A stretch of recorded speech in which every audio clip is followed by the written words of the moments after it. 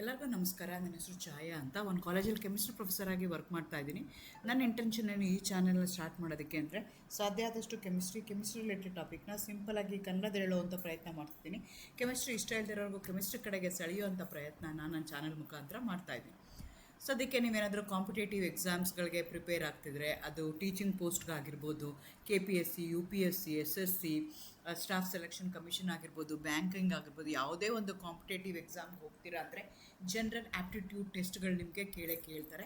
So ಆ general aptitude ಟೆಸ್ಟ್ಗಳಲ್ಲಿ chemistry related questions ಯಾವುದಿದೆಯಲ್ಲ ಅದನ್ನು ಸಾರ್ಟ್ ಔಟ್ ಮಾಡಿಕೊಂಡು ಅದರದ್ದು ವಿಡಿಯೋಸ್ ಮಾಡ್ತಾ ಇದ್ದೀನಿ. ಆ ವಿಡಿಯೋಸಲ್ಲಿ ನಾನು ಇವತ್ತು ಮಾಡ್ತಾ ಇರೋವಂಥದ್ದು 9ನೇ ಸೆಟ್, ಅಂದರೆ ಒಂದೊಂದು ಸೆಟ್ಟಲ್ಲಿ 10 ಕ್ವಶನ್ಸ್ನ ಡಿಸ್ಕಸ್ ಮಾಡ್ತಾ ಇದ್ದೀನಿ.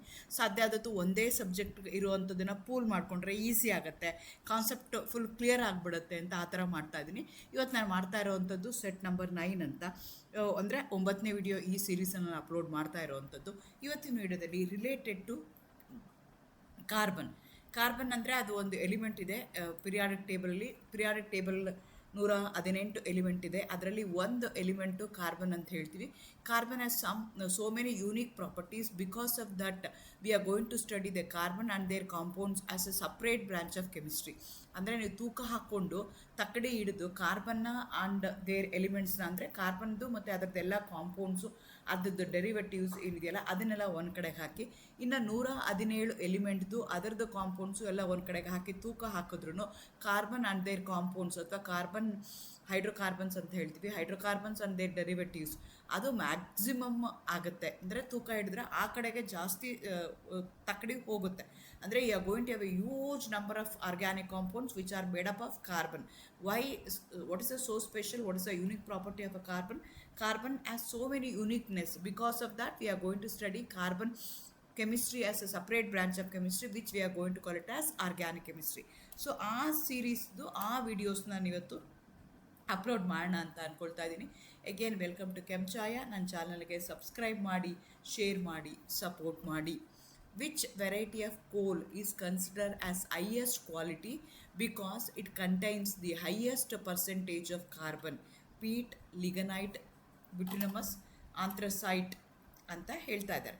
ಸೊ ನೀವು ಇದನ್ನು ಕನ್ಸಿಡರ್ ಮಾಡಿಕೊಂಡ್ರೆ ಈಗ ಹೇಗೆ ಕೋಲ್ ಆಗುತ್ತೆ ಅಂತಂದರೆ ಅದು ಒಂದೇ ದಿವಸಕ್ಕಾಗಲ್ಲ.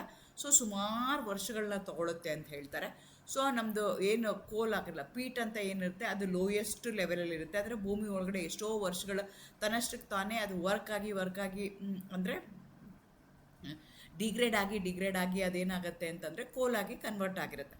ಸೊ ಹೀಟು ಮತ್ತು ಪ್ರೆಷರ್ ಇದ್ರೆ ಅವಾಗ ಏನಾಗುತ್ತೆ, ಅದು ಲೈಟ್ ಕೋಲಾಗಿ ಕನ್ವರ್ಟ್ ಆಗುತ್ತೆ. ಅದಕ್ಕೆ ಹೀಟು ಮತ್ತು pressure it takes years together. ಆಮೇಲೆ ಬಿಟ್ಯುಮಿನಸ್ ಕೋಲ್ ಆಗುತ್ತೆ, ಆಂಥ್ರಸೈಟ್ ಕೋಲ್ ಆಗುತ್ತೆ.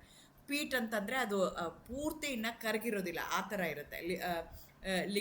ಲಿಗನೈಟ್ ಅಂತಂದರೆ ಬ್ರೌನ್ ಕೋಲ್ ಆಗಿರುತ್ತೆ. ಬಿಟಮಿನಸ್ ಅಂದರೆ ಸಾಫ್ಟ್ ಆಗಿರುತ್ತೆ, ಬೇಗ ಮುರಿದೋಗ್ತಾ ಇರುತ್ತೆ. ಆಂಥ್ರಸೈಟ್ ಅಂತಂದರೆ ಹಾರ್ಡ್ ಕೋಲ್ ಆಗಿರುತ್ತೆ. ಸೊ ಹೈಯೆಸ್ಟ್ ಕ್ವಾಲಿಟಿ ಹೇಗೆ ಹೇಳ್ತೀವಿ ಅಂತಂದರೆ, ಈಗ ಇದನ್ನು ಹೇಗೆ ಅಂತಂದರೆ ಕೋಲ್ದು ನನಗೆ ಕ್ವಾಲಿಟಿ ಯಾವುದ್ರ ಮೇಲೆ ಡಿಪೆಂಡ್ ಆಗುತ್ತೆ ಅಂದರೆ ಅದು ಎಷ್ಟು ಚೆನ್ನಾಗಿ ಹತ್ಕೊಂಡು ಉರಿಯುತ್ತೆ. What is the combustible capacity of that coal ಅನ್ನೋದ್ರ ಮೇಲೆ, whether it's a good coal or a bad coal ಅಂತ ಹೇಳ್ತೀನಿ. ಸೊ ಅದು ಚೆನ್ನಾಗಿ ಕಂಬರ್ಷನ್ ಆಗಬೇಕು ಅಂದರೆ ಯಾವುದೇ ಒಂದು ಕಾಂಪೌಂಡು ಕಂಬರ್ಷನ್ ರಿಯಾಕ್ಷನ್ ಅಂದ್ರೇನು, ಯಾವುದೋ ಒಂದು substance in presence of an oxygen it going to heat, it going to burn to give carbon dioxide and water. During this process lot amount of energy is release in the form of heat and light. ಈ ರಿಯಾಕ್ಷನ್ಗೆ ನಾವೇನಂತ ಕರಿತೀವಿ, combustion reaction ಅಂತ ಹೇಳ್ತೀವಿ. So combustion reaction ಆಗಬೇಕು ಅಂದರೆ, ಚೆನ್ನಾಗಿ ಆಗಬೇಕು ಅಂತಂದರೆ, ಅಂದರೆ ಹತ್ಕೊಂಡು ಉರಿಯುವಂಥದ್ದು ಕಂಬರ್ಷನಬಲ್ ಸಬ್ಸ್ಟೆನ್ಸ್ ಯಾವುದಿರುತ್ತಲ್ಲ, you should contain more amount of carbon. So ನೀವು ಹಾಗೆ ಕನ್ಸಿಡರ್ ಮಾಡಿಕೊಂಡ್ರೆ, ಈಗ ಪೀಟ್ಗಿಂತ ಆಂಥ್ರಸೈಟ್ನ ಕನ್ಸಿಡರ್ ಮಾಡಿಕೊಂಡ್ರೆ increase heat and carbon content ಜಾಸ್ತಿ ಆಗ್ತಾ ಹೋಗುತ್ತೆ. ವರ್ಷಗಳು ಆಗ್ತಾ ಇದ್ದಂಗೆ ಕಾರ್ಬನ್ ಕಂಟೆಂಟು ಜಾಸ್ತಿ ಆಗ್ತಾ ಹೋಗುತ್ತೆ. ಆದರೆ ಈ ಉಲ್ಟಾ ನೋಡಿದ್ರೆ ಈ ಮಾಯಿಶ್ಚರ್ ಕಂಟೆಂಟು ಜಾಸ್ತಿ ಇರುತ್ತೆ. ಅಂದರೆ ಆಂಥ್ರಸೈಟಲ್ಲಿ ಮಾಯಿಶ್ಚರ್ ಕಂಟೆಂಟು ಕಡಿಮೆ ಇರುತ್ತೆ, ಆದರೆ ಪೀಟಲ್ಲಿ ಮಾಯಿಶ್ಚರ್ ಕಂಟೆಂಟು ಜಾಸ್ತಿ ಇರುತ್ತೆ. ಹಾಗಾಗಿ ಆನ್ಸರ್ ಏನಾಗುತ್ತೆ ಅಂತಂದರೆ ಆಂಥ್ರಸೈಟ್ ಅನ್ನೋದು ಆನ್ಸರ್ ಆಗುತ್ತೆ. Anthracite is the hardest coal, contains over 80 to 90% carbon, burn slowly with a clean smokeless blue flame. So ಹಾಗಾಗಿ ನಾವು ಇಂಡಸ್ಟ್ರಿಗಳಲ್ಲಿ ಕೋಲ್ನ ಯೂಸ್ ಮಾಡ್ತೀವಿ ಅಂತಂದರೆ ಅಂತಂದರೆ ಆ ಕೋಲ್ ಯಾವ ವೆರೈಟಿ ಆಗಿರುತ್ತೆ ಅಂದರೆ ಅದು ಆಂಥ್ರಸೈಟ್ ಆಗಿರುತ್ತೆ, which is made up of carbon. It's one of the allotropic form of carbon ಅಂತ ಹೇಳ್ತೀವಿ ಕೋಲ್ನ. Which element is present in all organic compound without exception ಅಂತ ಹೇಳ್ತಾ ಇದ್ದೀನಿ. ನಾನು ಮುಂಚೆನೇ ಹೇಳಿದೆ ಆರ್ಗ್ಯಾನಿಕ್ ಕಾಂಪೌಂಡ್ಸ್ ಅಂದರೆ ಅಥವಾ ಆರ್ಗ್ಯಾನಿಕ್ ಕೆಮಿಸ್ಟ್ರಿ ಅಂದರೆ it's a chemistry of carbon. ಹಂಗಾಗಿ ಆನ್ಸರ್ ಏನಾಗುತ್ತೆ, ಕಾರ್ಬನ್ ಆಗುತ್ತೆ. ಸೊ ಆರ್ಗ್ಯಾನಿಕ್ ಕಾಂಪೌಂಡ್ಸ್ ಕಾರ್ಬನ್ ಇರುತ್ತೆ, ಅದ್ರ ಜೊತೆಗೆ ಯಾವಾಗೂ ಹೈಡ್ರೋಜನ್ ಇರುತ್ತೆ. 99.999% all organic compound they going to contain two elements common. One is carbon, other one is hydrogen. Hydrogen ಇಲ್ಲದೆ ಇರೋವಂಥದ್ದು ಕೆಲವೊಂದು ಆರ್ಗ್ಯಾನಿಕ್ ಕಾಂಪೌಂಡ್ಸ್ ಇದೆ, ಬಟ್ ಜನರಲಿ ಆರ್ಗ್ಯಾನಿಕ್ ಕಾಂಪೌಂಡ್ ಅಂತಂದರೆ ಅಲ್ಲಿ ಕಾರ್ಬನ್ ಇರಲೇಬೇಕು. ಅದು ನಿಮ್ಮ DNA ಆಗಿರ್ಬೋದು, ಕಾರ್ಬೋಹೈಡ್ರೇಟ್ಸ್ ಆಗಿರ್ಬೋದು, ಮೀಥೇನ್ ಆಗಿರ್ಬೋದು, ಎಥೆನಾಲ್ ಆಗಿರ್ಬೋದು, ಯಾವ್ದು ಬೇಕಾದ್ರೂ ಆಗಿರ್ಬೋದು. ಯಾಕೆ ಇದಕ್ಕೆ ಇಷ್ಟೊಂದು ಸ್ಪೆಷಾಲಿಟಿ ಅಂದರೆ it going to, as already told you, it going to have many unique properties. One of them is catenation. So ಅವು ತನ್ನಷ್ಟಕ್ಕೆ ತಾನೇ they going to link with other elements and also with the same carbon in a straight chain, in a branched chain, in a cyclic manner. ಅದು ಹೆಂಗೆ ಬೇಕಾದ್ರೂ ಅದೇನಾಗ್ತಾ ಇರುತ್ತೆ, ಕಾರ್ಬನ್ಗೆ combine ಆಗ್ತಾ ಹೋಗುತ್ತೆ. ಹಾಗಾಗಿ ಆನ್ಸರ್ ಏನಾಗುತ್ತೆ, ಕಾರ್ಬನ್ ಆಗುತ್ತೆ. ಸೊ ಎಲ್ಲ ಆರ್ಗ್ಯಾನಿಕ್ ಕಾಂಪೌಂಡಲ್ಲೂ ಇರೋವಂಥ ಮೇನಾಗಿ ಇರೋವಂಥದ್ದು ವಿತೌಟ್ ಎಕ್ಸೆಪ್ಷನ್ ಇರೋವಂಥದ್ದು ಯಾವುದು ಅಂತಂದರೆ ಕಾರ್ಬನ್ ಆಗುತ್ತೆ. Which element as an unique property of catenation develop to a highest degree allowing it to a vast complex chains of rings. ನಾವು ಮುಂಚೆನೇ ಹೇಳ್ದಂಗೆ, ಅಲ್ಲಿ ಹಿಂದಿನ ಎಕ್ಸಾಂಪಲ್ ಹೇಳ್ದಂಗೆ ಕಾರ್ಬನ್ಗೆ ಇದು ಕೆಟನೇಷನ್ ಅನ್ನುವಂಥ ಯುನೀಕ್ ಪ್ರಾಪರ್ಟಿ ಇದೆ.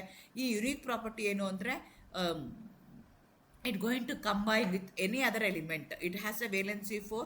It can combine with other elements, but it can also combine with carbon either in a branched chain, straight chain, ring form, ಎಲ್ಲ ಥರನೂ ಅದು ಕಂಬೈನ್ ಆಗುತ್ತೆ. ಈ ಪ್ರಾಪರ್ಟಿಗೆ ನಾವೇನಂತ ಕರಿತೀವಿ, ಕೆಟನೇಷನ್ ಅಂತ ಕೇಳ್ತೀವಿ. ದಟ್ ಮ್ಯಾಕ್ಸಿಮಮ್ ಕೆಟನೇಷನ್ ಯಾವುದ್ರಲ್ಲಿದೆ ಅಂತಂದರೆ ಅದು ಕಾರ್ಬನ್ನಲ್ಲಿದೆ. Which of the following is an allotropic of carbon that is a good conductor of electricity ಅಂತ ಹೇಳ್ತಿದ್ದಾರೆ.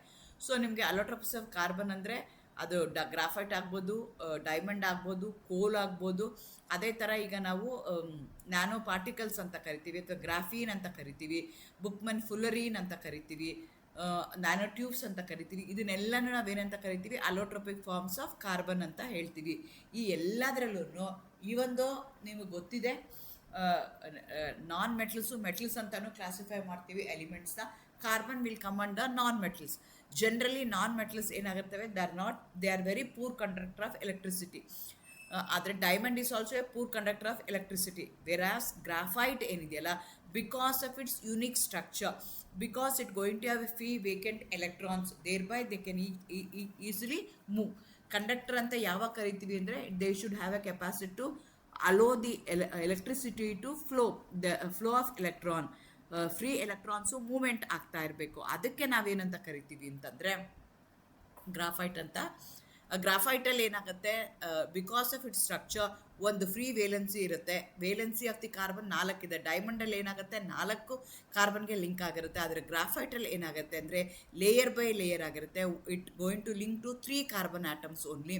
ಹಾಗಾಗಿ ಏನಾಗುತ್ತೆ ಅಂದರೆ ಒಂದು free valence electron that keep on moving, that makes this particular non-metals, even though it's a non-metal, it can act as a good conductor of electricity, that is graphite. Which non-metal allotropy is heavily used in the moderator and in electrode in nuclear reactor and dry cell batteries respectively. Again, phosphorus, sulfur, graphite, coke ಅಂತ ಹೇಳ್ತಾರೆ. Graphite is the answer. So ನಿಮಗೆ ಇದೇನಾಗಿರ್ಬೋದು, nuclear ರಿಯಾಕ್ಟರ್ಸಲ್ಲಿ ಆಗಿರ್ಬೋದು, ಅಲ್ಲೆಲ್ಲ in order to slow down the reactions, ಅಲ್ಲಿ ಏನು ಮಾಡ್ತಾರೆ ಅಂತಂದರೆ ಅವರು ಗ್ರಾಫೈಟ್ನ ಯೂಸ್ ಮಾಡ್ತಾರೆ. Graphite is an unique allotropic form of carbon because it has free electron, it conduct electricity, making it ideal for central rod positive electrode in a standard zinc carbon dioxide. Additionally, its ability to slow down fast neutrons without absorbing them makes it highly effective nuclear moderator. Hangagi graphite is the answer. Which isotope of carbon is universally used in archaeological laboratories for determine the age of ancient fossils and food. ಇದಕ್ಕೆ carbon dating ಅಂತಲೂ word use ಮಾಡ್ತಾರೆ. Carbon ನಾನು ಹೇಳ್ದಂಗೆ allotropic forms, ಅದಕ್ಕೆ ಏನಾಗಿದೆ allotropic forms ಇದ್ದಂಗೆ isotope forms ಇದೆ. ಈ ಐಸೋಟೋಪ್ಸ್ ಅಂದರೆ ಅಟಾಮಿಕ್ ನಂಬರು ಸೇಮ್ ಇರುತ್ತೆ, ಅಟಾಮಿಕ್ ಮಾಸು ಬೇರೆ ಆದರೆ ಅಂಥದಕ್ಕೆ ನಾವೇನಂತ ಕರಿತೀವಿ, ಐಸೋಟೋಪ್ಸ್ ಅಂತ ಕರಿತೀವಿ. ಸೊ ಈ ಕಾರ್ಬನ್ ಡೇಟಿಂಗ್ ಆದಾಗ ಏನಾಗುತ್ತೆ ಅಂದರೆ ಕಾರ್ಬನ್ 12 ಮತ್ತು ಕಾರ್ಬನ್ 14 ಏನಿರುತ್ತಲ್ಲ ಲಿವಿಂಗ್ ಆರ್ಗ್ಯಾನಿಮ್ಸಲ್ಲಿ ಅದರದ್ದು ಕಂಟೆಂಟು ಸೇಮ್ ಇರುತ್ತೆ. ಆದರೆ ಆ ಲಿವಿಂಗ್ ಆರ್ಗ್ಯಾನಿಸಮ್ ಸತ್ತೋದಾಗ ಏನಾಗುತ್ತೆ ಅಂದರೆ ಕಾರ್ಬನ್ 14 ಇಂಟೇಕ್ ಏನಾಗುತ್ತೆ, ಸ್ಟಾಪ್ ಆಗಿಬಿಡುತ್ತೆ. ಕಾರ್ಬನ್ 12 ಮಾತ್ರ ಇರುತ್ತೆ ಆವಾಗ. ಸೊ ನೀವು ಅದರದ್ದು carbon 12 quantity of that particular substance ಎಷ್ಟಿದೆ ಅಂತ ನಾವು ನೋಡಿಕೊಂಡ್ರೆ, ಅಥವಾ ಕಾರ್ಬನ್ 14 ಒರಿಜಿನಲಲ್ಲಿ ಎಷ್ಟಿತ್ತು ಈಗ ಎಷ್ಟಿದೆ ಆ ಥರ ಚೆಕ್ ಮಾಡಿ ಆ ಡಿಫ್ರೆನ್ಸಿಂದ they going to find out the age of that particular wood ಅಥವಾ ಫಾಸಿಲ್ ಆಗಿರ್ಬೋದು. Carbon 14 is a radioactive isotope with a half-life of about 5,730 years. By measuring how much carbon 14 is left in an organic fossil, scientists can calculate exactly how many thousand years of ago the organism was died ಅನ್ನೋದನ್ನ ಹೇಳ್ತಾರೆ. ಹಾಗಾಗಿ C14 carbon 14 ಇದಕ್ಕೆ carbon dating ಅಂತಲೂ ಅವರು ಹೇಳ್ತಾರೆ. Which toxic gas is released during the combustion of the fuel when there is an insufficient supply of oxygen in complete combustion? ನಾನು ಅವಾಗೆ ಹೇಳ್ದಂಗೆ ಕಂಬರ್ಷನ್ ಅಂದರೆ ಹತ್ತು ಉರಿಯುವಂಥ ದಹನ ಆಗುವಂಥ ವಸ್ತುಗೆ ನಾವೇನಂತ ಕರಿತೀವಿ, ಕಂಬರ್ಷನಬಲ್ ಸಬ್ಸ್ಟೆನ್ಸ್ ಅಂತ ಕರಿತೀವಿ. ಆ ಪ್ರೋಸೆಸ್ಗೆ ದಹನ ಕ್ರಿಯೆ ಅಂತ ಕರಿತೀವಿ, ಅಥವಾ ಆ ಪ್ರೋಸೆಸ್ಗೆ ನಾವೇನಂತ ಕರಿತೀವಿ, ಕಂಬರ್ಷನ್ ಅಂತ. ಹತ್ಕೊಂಡು ಉರಿಯೋ ಅಂಥದ್ದು. ಸೊ ಹತ್ಕೊಂಡು ಉರಿಯೋದು ಯಾವಾಗ, ಆಕ್ಸಿಜನ್ ಇದ್ದರೆ ಚೆನ್ನಾಗಿ ಉರಿಯುತ್ತೆ, ಆಕ್ಸಿಜನ್ ಇಲ್ಲ ಅಂತಂದರೆ ಅದು ಸರಿಯಾಗಿ ಉರಿಯಲ್ಲ. ಸೊ ಕಂಪ್ಲೀಟ್ ಕಂಬರ್ಷನ್ ಅಂದರೆ ಏನಾಗುತ್ತೆ, ಕಾರ್ಬನ್ ಡೈಆಕ್ಸೈಡ್ ಕೊಡುತ್ತೆ. ಇನ್ಕಂಪ್ಲೀಟ್ ಕಂಬರ್ಷನ್ ಆದಾಗ ನನಗೆ ಅಲ್ಲಿ ಕಾರ್ಬನ್ ಮಾನಾಕ್ಸೈಡ್ನ ಕೊಡುತ್ತೆ. ಸೊ ಯಾವುದೋ ಒಂದು ಫ್ಯೂಯಲ್ ಇದೆ, ಅದೋ ಒಂದು ಸಬ್ಸ್ಟೆನ್ಸ್ ಫ್ಯೂಯಲ್ ಅಂತ ಯಾವುದು ಹತ್ಕೊಂಡು ಉರಿಯುತ್ತಲ್ಲ ಅದನ್ನೆಲ್ಲ ಫ್ಯೂಯಲ್ ಅಂತ ಕರಿತೀವಿ ನಾವು. So fuel when in come in contact with an oxygen, carbon dioxide plus water ಆಗುತ್ತೆ. ಇನ್ಕಂಪ್ಲೀಟ್ ಕಂಬರ್ಷನ್ ಆಗ fuel, oxygen, carbon monoxide, water ಮತ್ತು ಕಾರ್ಬನ್ನ ಕೊಡುತ್ತೆ. ಹಾಗಾಗಿ ಇನ್ಕಂಪ್ಲೀಟ್ ಕಂಬರ್ಷನ್ ಆದಾಗ ಆಗುವಂಥದ್ದು ಯಾವುದು ಅಂದರೆ carbon monoxide. When fuel burns with a plenty of air it going to give carbon dioxide, but in a closed space with a low oxygen it create carbon monoxide. This gas binds to the hemoglobin 200 times faster than oxygen, causing silent suffocation. ಕೆಲವೊಂದು ಸಲ ಏನಾಗುತ್ತೆ ಅಂದರೆ ಮನೆ ಒಳಗಡೆ ನಮಗೆ ventilation ಇಲ್ಲ, ಗಾಳಿ ಸರಿಯಾಗಿಲ್ಲ, ಆಕ್ಸಿಜನ್ ಸರಿಯಾಗಿ ಸಿಗ್ತಿಲ್ಲ ಅಂದರೆ ಅವಾಗ ಏನಾಗುತ್ತೆ ಅಂದರೆ ಸಫೋಕೇಷನ್ ಆಗುತ್ತೆ. ಅವಾಗ ಏನಾದರೂ ನನಗೆ ಸಫಿಷಿಯೆಂಟ್ ಕ್ವಾಂಟಿಟಿ ಆಫ್ ಆಕ್ಸಿಜನ್ ಇಲ್ಲ ಅಂದರೆ ಈ ಕಾರ್ಬನ್ ಮಾನಾಕ್ಸೈಡ್ ಏನು ಮಾಡುತ್ತೆ, it going to bind to the haemoglobin. ನನಗೆ ಉಸಿರಾಡೋದಕ್ಕೆ ಕಷ್ಟ ಆಗುತ್ತೆ, ಆಕ್ಸಿಜನ್ಗಿನ ಫಾಸ್ಟಾಗಿ ಅದು ಮಾಡ್ಕೊಂಬಿಡುತ್ತೆ. ಹಾಗಾಗಿ ಸಾಯುವಂಥ ಕೇಸ್ಗಳು ನನಗೆ ತುಂಬ ಆಗುತ್ತೆ. ಸೊ ಹಾಗಾಗಿ ನಾವು ಯಾವುದೇ ಒಂದು ಹತ್ಕೊಂಡು ಉರಿತಕ್ಕೆ ಕಿಚನಲ್ಲಿ ಆಗಿರ್ಬೋದು, ಎಲ್ಲಿ ಉರಿಯೋ ಅಂಥದ್ದು ಅಂದರೆ ಕಂಬರ್ಷನ್ ರಿಯಾಕ್ಷನ್ ಯಾವುದು ಹೀಟ್ ರಿಲೀಸ್ ಆಗುತ್ತಲ್ಲ ಅಂಥದ್ದು ಹೀಟ್ ಮಾಡ್ತಾ ಇದ್ವಿ ಇನ್ ಪ್ರೆಸೆನ್ಸ್ ಆಫ್ ಆಕ್ಸಿಜನ್ ಅಂದಾಗ ಚೆನ್ನಾಗಿ ವೆಂಟಿಲೇಷನ್ ಇರೋ ಕಡೆಗೆ, where there is a lot of oxygen, there we have to do the reaction. What is the composition of dangerous gas known as water gas used as an industrial fuel ಅಂತ ಕೇಳ್ತಿದ್ದಾರೆ. So ನಿಮ್ಮಲ್ಲಿ ಕೇಳಿರ್ಬೋದು, ಎರಡು ಗ್ಯಾಸ್ನ ನಾವು use ಮಾಡ್ತೀವಿ ಇಂಡಸ್ಟ್ರಿಯಲ್ಲಿ along with a ಕೋಲ್ ಅಂದರೆ ಯಾವಾಗೂ ಕೋಲ್ ಯೂಸ್ ಮಾಡೋಕ್ಕಾಗಲ್ಲ, ಅದ್ರ ಜೊತೆಗೆ ನನಗೆ ಹೀಟ್ ಜನ್ರೇಟ್ ಮಾಡ್ಕೊಳ್ಳೋಕ್ಕೆ ಎರಡು ನಾನೇನು ಮಾಡ್ತೀನಿ, ಗ್ಯಾಸ್ನ ಯೂಸ್ ಮಾಡ್ತೀನಿ. ಒಂದಕ್ಕೆ ವಾಟರ್ ಗ್ಯಾಸ್ ಅಂತ ಕರಿತೀವಿ, ಇನ್ನೊಂದಕ್ಕೆ ಪ್ರೊಡ್ಯೂಸರ್ ಗ್ಯಾಸ್ ಅಂತ ಕರಿತೀವಿ. ಸೊ ಅದು ಯಾವ ಮಿಕ್ಸ್ಚರ್ ಅಂತ ಕೇಳ್ತಿದ್ದಾರೆ, mixture of methane and hydrogen, mixture of carbon monoxide and hydrogen, mixture of carbon dioxide and nitrogen, mixture of water vapour and oxygen ಅಂತ ಹೇಳ್ತಾ ಇದ್ದೇವೆ. ನಾವು ಮುಂಚೆ ಹೇಳ್ದಂಗೆ ಎರಡು ತೊಗೊಳ್ತೀವಿ ನಾವು, ಕಾರ್ಬನ್ ಮಾನಾಕ್ಸೈಡು ಮತ್ತು ಹೈಡ್ರೋಜನ್ ಇದ್ದರೆ ಅದಕ್ಕೆ ನಾವೇನಂತ ಕರಿತೀವಿ, ವಾಟರ್ ಗ್ಯಾಸ್ ಅಂತ ಕರಿತೀವಿ. Small traces of carbon dioxide, nitrogen ಇರುತ್ತೆ. ಅದೇ ಥರ ಕಾರ್ಬನ್ ಮಾನಾಕ್ಸೈಡು ಮತ್ತು ನೈಟ್ರೋಜನ್ ಇದ್ದರೆ ಅಂಥದಕ್ಕೆ ನಾವೇನಂತ ಕರಿತೀವಿ ಅಂತಂದರೆ ಪ್ರೊಡ್ಯೂಸರ್ ಗ್ಯಾಸ್ ಅಂತ ಕರಿತೀವಿ. ಹಾಗಾಗಿ ಆನ್ಸರು ವಾಟರ್ ಗ್ಯಾಸಲ್ಲಿ ಏನಿರುತ್ತೆ ಅಂದರೆ ಕಾರ್ಬನ್ ಮಾನಾಕ್ಸೈಡು ಮತ್ತು ಹೈಡ್ರೋಜನ್ ಇರುತ್ತೆ. Water gas is manufactured by passing the super steam over a red hot coke or coal. Producer gas ಅಂದರೆ ಕಾರ್ಬನ್ ಮಾನಾಕ್ಸೈಡ್ ಪ್ಲಸ್ ನೈಟ್ರೋಜನ್ ಇರುತ್ತೆ. ವಾಟರ್ ಗ್ಯಾಸ್ ಅಂದರೆ ಕಾರ್ಬನ್ ಮಾನಾಕ್ಸೈಡ್ ಪ್ಲಸ್ ಹೈಡ್ರೋಜನ್ ಇರುತ್ತೆ. ಇದನ್ನು ಈ ಥರ ಬೇಕಾದ್ರೆ ಕೇಳ್ಬೋದು, ಅದನ್ನು ಕೇಳ್ಬೋದು. ಎರಡನ್ನ ನಾವೇನು ಮಾಡ್ತೀವಿ, ಇಂಡಸ್ಟ್ರಿಯಲ್ ಫ್ಯೂಯಲ್ ಆಗಿಲ್ಲ ನಾವು ಅದನ್ನು ಯೂಸ್ ಮಾಡ್ತೀವಿ. What is the process of eating milk to a specific temperature and then cooling it rapidly to kill the harmful bacteria without changing its flavour and colour? ಆ ಪ್ರೋಸೆಸ್ಗೆ ಏನಂತ ಹೇಳ್ತಾರೆ? ಯೂಶಲಿ ಈ general aptitude ಟೆಸ್ಟ್ಗಳಲ್ಲಿ ಯಾವ ಥರ questions ಕೇಳ್ತಾರೆ ಅಂದರೆ, ನೀವು day to day ಲೈಫಲ್ಲಿ ಆಗುವಂಥದ್ದು ನೋಡ್ತಾ ಇರ್ತೀರ, ಅಬ್ಸರ್ವ್ ಮಾಡ್ತಿರ್ತೀರ, ಆದರೆ ಅದಕ್ಕೆ ರೀಸನ್ ಏನು ಅಂತ ನೀವು ತಿಳ್ಕೊಂಡಿರಲ್ಲ, ಗೊತ್ತಿರೋದಿಲ್ಲ ಅಂಥ ಕ್ವಶನ್ಗಳನ್ನ ಕೇಳ್ತಾರೆ. ಇದು ಗೊತ್ತು, ನೀವು ಪ್ರತಿ ದಿವಸ ನಮಗೆ ಮಿಲ್ಕ್ ಸಿಗ್ತಾ ಇದೆ ಅಂತಂದರೆ, ಅಂದರೆ ಯಾವತ್ತೋ ಕರ್ದಿದ್ದ ಹಾಲು 3 ದಿವಸ ಅಥವಾ ಒಂದು ವಾರದ ತನಕ, ಈಗ ಟೆಟ್ರಾ ಪ್ಯಾಕೆಲ್ಲ ಇಟ್ಟರೆ ತಿಂಗ್ಳುಗಟ್ಟಲೆ ಇಡ್ಬೋದು ಅಂತ ಹೇಳಿ, ಅಷ್ಟು ಉಳಿಯೋದು ಬೇಕು ಅಂತಂದರೆ ಅದಕ್ಕೆ ಮೇನ್ ರೀಸನ್ ಏನು ಅಂದರೆ ಪ್ಯಾಸ್ಚರೈಸೇಷನ್ ಅಂತ ಹೇಳ್ತೀವಿ, which is named after A scientist pastor. ಈ ಪ್ಯಾಸ್ಚರೈಸೇಷನ್ ಮಾಡೋದ್ರಿಂದ ಏನಾಗುತ್ತೆ ಅಂದರೆ ಬ್ಯಾಕ್ಟೀರಿಯಾಗಳೆಲ್ಲ ಸಾಯ್ತವೆ. ಯಾಕೆ ಹಾಳಾಗಿ ಹೋಗ್ತವೆ, ಹುಳಿ ಬರುತ್ತೆ ಅಥವಾ ಒಡೆದೋಗುತ್ತೆ ಹಾಲು ಅಂದರೆ ಬಿಕಾಸ್ ಆಫ್ ದಿ ಬ್ಯಾಕ್ಟೀರಿಯಾ. ಅದನ್ನು ಅವಾಯ್ಡ್ ಆಗುತ್ತೆ ಪ್ಯಾಸ್ಚರೈಸೇಷನ್ ಮಾಡೋದ್ರಿಂದ. Pasteurization maintain the taste of the milk. Pasteurization helps to avoid health hazards and food ಪಾಯ್ಸನಿಂಗ್ನ ಅವಾಯ್ಡ್ ಮಾಡುತ್ತೆ. ಈ ಪಾಶ್ಚರೈಸೇಷನ್ ಅಂದರೆ ಏನು ಅಂತಂದರೆ, ಲೂಯಿಸ್ ಪ್ಯಾಶ್ಚರ್ ಹೇಳ್ದ, ಏನು ಮಾಡ್ತಾನೆ ಅವನು, ಮಿಲ್ಕ್ನ 72 ಡಿಗ್ರಿ ಸೆಂಟಿಗ್ರೇಡ್ಗೆ 15 ಸೆಕೆಂಡ್ಸ್ಗೆ ಹೀಟ್ ಮಾಡ್ತಾನೆ. ಆಮೇಲೆ ಅದನ್ನು ಏನು ಮಾಡ್ತಾನೆ, 63 ಡಿಗ್ರಿಗೆ ಮತ್ತೆ ಹೀಟ್ ಮಾಡ್ತಾನೆ ಫಾರ್ 30 ಮಿನಿಟ್ಸ್. ದೆನ್ ಇಮಿಡಿಯೇಟ್ಲಿ ಅದನ್ನು ಕೂಲ್ ಆಗಂಗೆ ಮಾಡ್ತಾರೆ. This eliminates the pathogenic microbes and extends the shelf life without boiling or destroying the nutrients. ಈ ಪ್ರೋಸೆಸ್ಗೆ ನಾವೇನಂತ ಕರಿತೀವಿ, ಪಾಶ್ಚರೈಸೇಷನ್ ಅಂತ ಕರಿತೀವಿ. ಅದೇ ಥರ ಫರ್ಮೆಂಟೇಷನ್ ಅಂದರೆ ಹುಳಿ ಬರೋವಂಥದ್ದು, ನಿಮ್ಮ ದೋಸೆ ಆಗುವಂಥದ್ದು, ಇಡ್ಲಿ ಬ್ಯಾಟರ್ ಆಗುವಂಥದ್ದು, ಬ್ರೆಡ್ ಉಬ್ಬುವಂಥದ್ದು, ಅದಕ್ಕೆಲ್ಲ ಏನಂತ ಕರಿತೀವಿ, ಫರ್ಮೆಂಟೇಷನ್ ಅಂತ ಕರಿತೀವಿ. ಹೈಡ್ರೋಜನೇಷನ್ ಅಂದರೆ ಅಡಿಷನ್ ಆಫ್ ಹೈಡ್ರೋಜನ್. ಈಗ ನಿಮಗೆ ಆಯಿಲ್ ಇರುತ್ತೆ, ಅಲ್ಲಿ ಏನು ಮಾಡ್ತೀವಿ, ಹೈಡ್ರೋಜನೇಷನ್ ಆಫ್ ಆಯಿಲ್ಸ್ ಆ್ಯಂಡ್ ಫ್ಯಾಟ್ಸ್ ಅಂತ ಹೇಳ್ತೀವಿ, ಅಲ್ಲಿ ಹೈಡ್ರೋಜನೇಷನ್ ಮಾಡ್ತೀವಿ. ಹೈಡ್ರೋಜನ್ ಏನು ಮಾಡ್ತೀವಿ, ಅಲ್ಲಿ ಆ್ಯಡ್ ಮಾಡ್ತೀವಿ. ಕೋಆಗ್ಯುಲೇಷನ್ ಅಂದರೆ ಮೊಸರು ಆಗುವಂಥದ್ದು ಅಥವಾ ಮುದ್ದೆ ಆಗುವಂಥದ್ದು, ಪ್ರಿಸಿಪಿಟೇಷನ್ ಆಗುವಂಥದ್ದು, ಕ್ರಿಸ್ಟಲೈಸೇಷನ್ ಆಗೋದಿದ್ರೆ ಅವಾಗ ಅದನ್ನು ಕೋಆಗ್ಯುಲೇಷನ್ ಅಂತ ಹೇಳ್ತೀವಿ. What is a process of converting a complex organic molecules into simpler substances using microorganisms like yeast in the absence of oxygen ಅಂತ ಹೇಳ್ತಾ ಇದ್ದಾರೆ. ಅದಕ್ಕೆ ಅಗೇನ್ ಪ್ಯಾಸ್ಚರೈಸೇಷನ್, ಫರ್ಮೆಂಟೇಷನ್, ಎಸ್ಟರಿಫಿಕೇಷನ್, ಸಫನಿಫಿಕೇಷನ್ ಅಂತ ಹೇಳ್ತಿದ್ದಾರೆ. ಪ್ಯಾಸ್ಚರೈಸೇಷನ್ ನೀವು ಹಿಂದಿನ ಸ್ಲೈಡಲ್ಲಿ ಓದಿದ್ದೀರಾ. ಇದಕ್ಕೆ ಆನ್ಸರ್ ಏನು ಅಂದರೆ ಫರ್ಮೆಂಟೇಷನ್.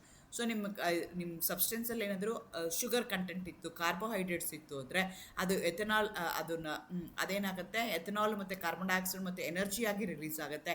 ಈ ಪ್ರೋಸೆಸ್ಗೆ ನಾವೇನಂತ ಕರಿತೀವಿ, ಫರ್ಮೆಂಟೇಷನ್ ಅಂತ ಹೇಳ್ತೀವಿ. ಈ ಪ್ರೋಸೆಸ್ ಏನಾಗುತ್ತೆ, in the absence of air ಆಗುತ್ತೆ.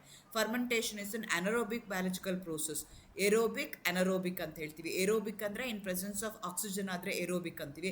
ಅನರೋಬಿಕ್ ಅಂದರೆ in the absence of oxygen ಆದರೆ anaerobic. Fermentation is an anaerobic biological process.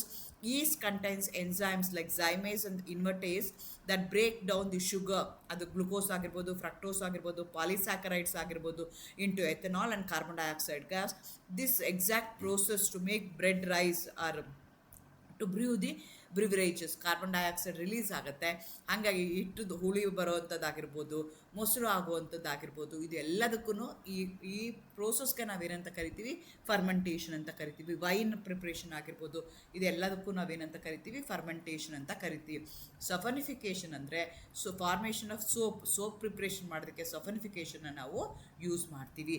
ಎಸ್ಟರಿಫಿಕೇಷನ್ ಅಂದರೆ to prepare the ester, we are going to when alcohol made to react with an acid, carboxylic acid, you are going to get an ester. That ester will going to have a fruity odour ಇರುತ್ತೆ. ಹಾಗಾಗಿ ನಿಮಗೆ fragrance ಬೇಕು ಅಂದಾಗ ನಾವಲ್ಲಿ use ಮಾಡ್ತೀವಿ. Thank you. If you have any questions, if you have any doubts, you can comment below. Subscribe, share, comment for more such videos. Thank you. All the best. Good luck.